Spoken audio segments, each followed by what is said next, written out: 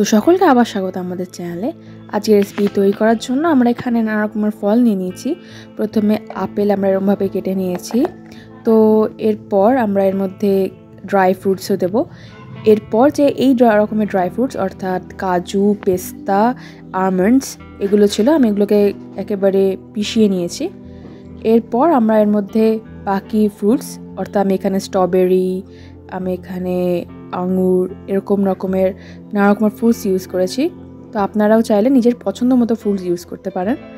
আরও এর সাথেও আরও নানা রকমের ফ্রুটসও ইউজ করতে পারেন, বা কোনো যদি পছন্দ না হয় আপনি এটাকে স্কিপও করতে পারেন।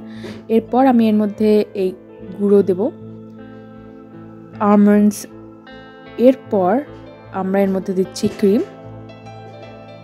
অ্যান্ড দেন আমরা ভালো করে এটিকে মিক্স করে নেব। তো এর মধ্যে আছে আখরোট এবং নানা রকমের আরও বাদাম, এছাড়াও আছে সিট্রাস ফ্রুটস অ্যান্ড আছে নানা রকমের বেরিজ। সো এই জিনিসটা এই বাড়িতে অবশ্যই এই ফ্রুট স্যালাডটা ট্রাই করবেন, বিকজ এটি অনেকটাই হেলদি অ্যান্ড ক্রিম দেওয়ার জন্যে এটি অনেকটাই টেস্টি হয়ে দাঁড়ায়। তো আজকের রেসিপিটি এইটুকুনি, দেখা হচ্ছে পরের ভিডিওতে।